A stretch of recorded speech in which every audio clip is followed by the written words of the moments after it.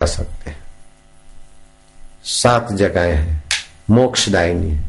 मुक्ति का मार्ग वहां जल्दी तय होता है।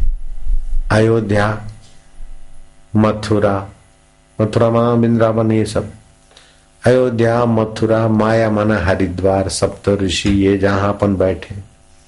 अयोध्या, मथुरा, माया, माया माना ही हरिद्वार, काशी, कांची, अवंतिका माना उज्जैन, पुरी द्वारा वतिश्चय, जगन्नाथपुरी, ये 7 जगह। और जगह पृथ्वी में त्रिदोष होते, वात पित्त कफ वातावरण में, तो और जगह 2 दोष होते और 1 गुण होता है। तो ये 7 जो मोक्षदायी नगरी है उसमें स्वास्थ्य लाभ भी होता है। 3 दोषों में और जगह 2 दोष होते, 1 ही हितकारी होता है। यहाँ 2 हितकारी, 1 ही दोष रहता है। अब किसी की वायु प्रकृति तो हरिद्वार में रहे तो वायु कम हो जाता है, तो वायु प्रकृति वाले के लिए तो अच्छा हो गया। किसी की पित्त प्रकृति है और हरिद्वार में पित्त कम है तो उसके लिए वो अच्छा हो गया। तो जैसी प्रकृति है वो जहां कम है उसके लिए वो अच्छा हो जाता है। तो कईयों को किसी जगह जाने पर एकाएक बीमारी बढ़ जाती है और फिर जगह बदलने से बीमारी कम हो जाती है। चौथा दोष होता है आम का। आम माना कच्चा रस शरीर में, वो राजस्थान में, पुष्कर में और राजस्थान में आम दोष दूर हो जाता है तो पाचन ठीक होता है। कच्चा रस पच जाता है तो बीमारियां दूर हो जाती। तो वात पित्त कफ और आम, ये 4 चीजें होती है। जब 2 मिल जाती ना तो बीमारी बन जाती है। वायु और पित्त बन गया तो हार्ट अटैक हो जाएगा, कफ और वायु बन गया तो जोड़ों का दर्द बन जाएगा। तो फिर उसकी कई नाम और कई बीमारियां अलग अलग बन जाती। तो सूर्य के किरणों में बीमारियों को दूर करने की शक्ति है। जे आदि के बैक्टीरिया पानी उबालो तभी नहीं मरते, लेकिन सूर्य के किरण में टिकते ही नहीं, चले जाते। तो मैं सलाह देता हूं सुबह सूर्य के किरणों में स्नान करना, 7-8 मिनट पेट के तरफ, 10 मिनट पीठ के तरफ, उससे भी फायदा होता है। और तीर्थ सेवन का ऐसा प्रभाव है। बलराम दास महाराज वृंदावन में रहते थे, मोक्षदायी जगह है, चलो जैसे है ये है। तो बलराम दास महाराज थे, वे सुबह 3 बजे उठ जाते। तो जीवात्मा सुख चाहता है तो वो महात्मा सुबह 3 बजे प्रदक्षिणा को निकलते रोज। तो एक दिन उस महात्मा ने, बलराम दास महाराज ने देखा कि साधुओं का भंडारा, उस साधु बेचता, महाराज आइए आइए बैठिए, पाइए पाइए। बोले अभी अंधेरी रात में इधर खाना भोजन हो रहा है। बोले हमारा, बोले हम तो सूर्य उगने के बाद, नियम करने के बाद ही खाते। तो को ले जाइए जरा। तो एक गरम गरम परोठा घी भी डाल के दिया, अंगूछे में बांध दिया पत्तल। तो बलराम दास महाराज आए अपना वृंदावन की जो पंचकोशी 10 माइल 16 किलोमीटर की यात्रा करके सुबह का भ्रमण करके आए। देखा क्या नाश्ते में चलो वही खा लेते। तो खोला तो उस पत्तल में वो परोठा के अंदर मांस था, नॉनवेज। तो महाराज तो अंगोछे सहित फेंक दिया। और दूसरे दिन फिर उस इलाके में गए तो देखा कि ये तो महफिल जमी हुई है, साधु साधु। अरे बोले कल तुमने परोठा दिया था, तुम कौन लोग हो? बोले महाराज हम वृंदावन वासी हैं, लेकिन ये हम दिख रहे हैं आपस में निशाचर लोग हैं, हम रात्रि को इकट्ठे हो पाते। वृंदावन में रहने के कारण जमदूत तो हमको नहीं ले जाता, लेकिन हमारे कर्म वासना वाले ही थे, इसलिए खाने पीने की और ऐसे नॉन वेज की आदत थी। तो यहीं भटक रहे हैं। जमदूत तो हमको ले नहीं जा रहे, क्योंकि ये सप्तैता मोक्षदायक 7 तीर्थ स्थानों में यमदूतों की गति नहीं नरक में ले जाने के। लेकिन अब इधर ही हम प्रेत हैं महाराज, निशाचर है। और ऐसे उड़िया बाबा को भी एक प्रेत मिला था।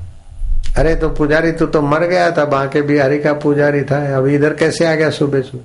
बोले महाराज मैं आपसे प्रार्थना करता हूँ कि बांके बिहारी की पूजा करते करते मैंने पैसे चुराए, फलानी जगह पर पड़ी है मेरी संपत्ति, कुछ सोने के सिक्के भी हैं, चांदी के भी हैं, घर वालों को बोलो वहां से निकाले और मंदिर में और अच्छे काम में लगा दे, मेरी दुर्गति हो गई है। तो प्रेतों के भटकता दुर्गति बोले ये तीर्थ भूमि का प्रभाव है कि नरक में तो नहीं जा सकते, तो इधर ही प्रेतों के भटक। तो राम सुखदास महाराज जी ने अपना विल में लिखा, अगर मेरा गंगा किनारे शरीर त्याग नहीं होता तो कहीं भी मेरा शरीर समाप्त हो जाए, तो जहां गायों का आना जाना, गायों के खुर की मिट्टी हो, वहां मेरी चिता अग्निदान का काम करना। तो या तो ये सप्त जगह या तो गाय आसपास में रहे, वो बड़ा सात्विक जगह मानी। और इससे भी ज्यादा सात्विक है कि जो सदा पास में उस ब्रह्म परमात्मा को आत्मा समझ के वासुदेव सर्वमिति हो, तो तत्वज्ञानी तो जहां भी शरीर छोड़े। काशी में रहने वाले कबीर जी काशी छोड़कर मगहर में चले गए कि जब स्थान विशेष से मुक्ति मिलती है तो फिर मेरे ब्रह्म ज्ञान की क्या महिमा। तो जहां मरने से आदमी सुअर होता है, मैं वहीं जाके शरीर छोड़ता हूं। तो ज्ञानी के लिए ऐसा नहीं है, लेकिन ज्ञानी जब आम समाज को देखता है, भक्तों को देखता है, तो चलो वही भक्तों का तो भला होगा होलसेल में। जहां पहुंचना है उसका पहले उद्देश्य बना लो, तो जल्दी यात्रा होगी। मैं क्या करूं। कुछ लोग मेरे से पूछते हैं ना, तो मुझे लगता है कि कितने भोले लोग हैं, अनजान है। जब दिन रात स्पष्ट बोल रहा हूं कि ऐसा चिंतन, ऐसा ध्यान, फिर आके पूछते मैं क्या करूं। तो मैं बोलता हूं मरो क्या है, तो वो तो मरेंगे नहीं, कर्तापन मरे बस। क्या करूं, सुख दुख में सम रहो। क्या करूं, जगत को सपना मानो। क्या करूं, आत्मा को अपना मानो। क्या करूं, प्रसन्न रहो। क्या करूं, निष्काम भाव से सेवा करो। क्या करूं, ओमकार का गुंजन करो। क्या करूं, मूल बंद करो। क्या करूं, गुड़ियान बंद करो। क्या करूं, जालंधर बंद करो और जीभ तालू में लगाओ। क्या करूं, एक टक देखो, 10 मिनट रोज ओमकार का जप, 20 मिनट। क्या करूं, ईश्वर की ओर पढ़ो। क्या करूं, नारायण स्तुति पढ़ो। अब क्या करूं वाले सेट दिखा दो बस। नारायण हरि। रुपया पैसा है तो कमाई का 5वां हिस्सा 20% ध्यान पुण्य करो। कम पैसा है तो 10% करो। समय का 10% ध्यान भजन में सेवा में लगाओ। और क्या करूं कौन पूछता है, उसको खोजकर मेरे पास ले आओ। अब क्या करूं वाला प्रश्न का उत्तर है कैसेट देख लो। क्या करूं, अब कोई पूछेगा हम क्या करूं, तो बोले कैसेट देख लो। क्या करूं, कैसेट का नाम क्या करूं।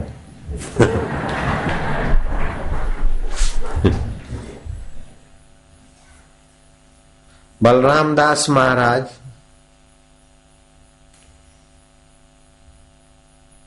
प्रेत क्यों बने, तीर्थवासी प्रेत क्यों बने कि बलराम दास महाराज को उन्होंने बोला कि महाराज हमारी कृति अच्छी नहीं थी, न वासनाएं थी। तीर्थ के नियमों का पालन नहीं किया, लेकिन तीर्थ का प्रभाव होने के कारण हम दुर्गति तो नहीं हुई, तो हमारा सूक्ष्म शरीर यहीं घूमेगा। प्रेत क्या बनना है, ऐसे जो मरता है वो तो प्रेत ही तो होता है, शरीर रहित तो प्रेत कहा जाता है। चाहे कितना भी धर्मात्मा बोले प्रेत कर्म करो, स्थूल शरीर नहीं है तो प्रेत है वो। तो दूसरा शरीर मिला नहीं और नरक में जाना नहीं है, तो पापियों को कहाँ रखे फिर।